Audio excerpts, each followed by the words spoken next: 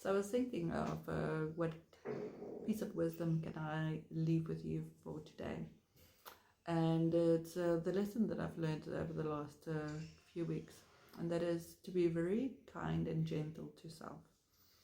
I've realized that we mistakenly sometimes either judge something that has happened to us or is happening around us, and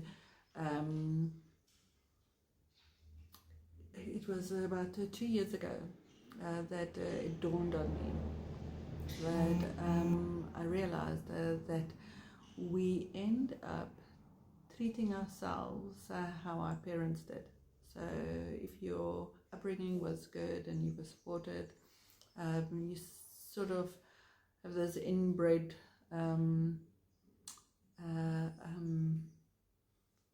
healthy self-esteem and self-image. When you were challenged not to be emotional, or whatever trauma has happened, whatever mother and father said.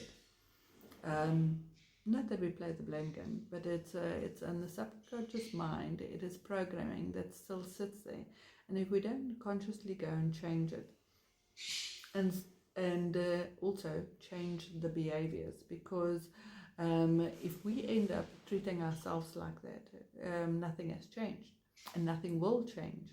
The story needs to change, and we need to start telling a different story. So if there was no time for you, set time for you. If there was no time to play, start playing.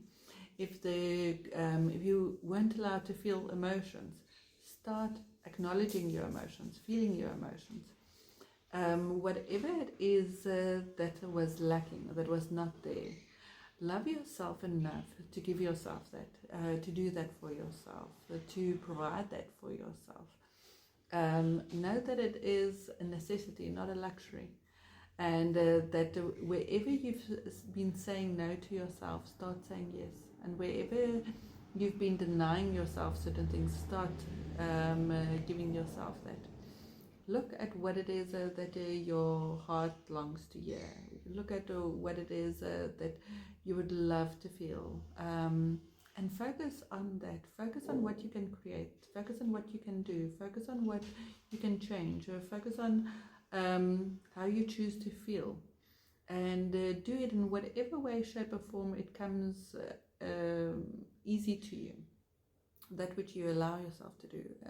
Try and expand those boundaries. And start cultivating those nice feelings about yourself. Say, okay, but it wasn't wrong to feel that way. It wasn't wrong to think that way. It wasn't wrong to do that way. It wasn't wrong. It's wherever we've made ourselves wrong, we made by making others right. It's we deny ourselves something, and later on, it's like those parts of us that doesn't play nicely together. Then within ourselves, there's a push-pull. There's create and self-sabotage. There is two sides that constantly at struggle, and we are the only ones that say, I'm not going to fight on the inside. I'm not going to entertain this push-pull. If you would like to feel this way, I honor you and I allow you to feel this way. Because in so doing, it's whatever they say, what we resist persists. So we resist going somewhere within ourselves, those deep-seated wounds. So just before we get there, we make a U-turn, we turn around, we turn left, right, we do anything to avoid feeling or to avoid seeing or to avoid sitting in it.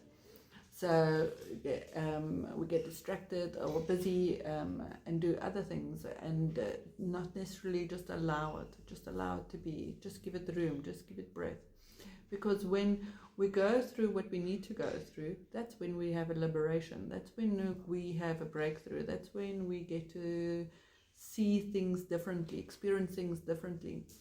And when we do, we change it. Because when we change the way we look at things, the things we look at changes. So if there's something in your life that you're not like it's not so nice seeing, not so nice experiencing. Just consider the power of having a sounding board, because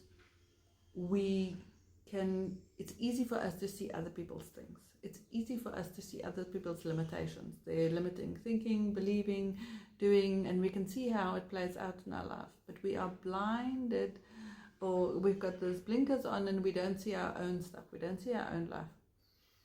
So when you are ready to face that, because you want change more than anything else, then you're right to come and see me. And I look forward to our session together. Bye for now.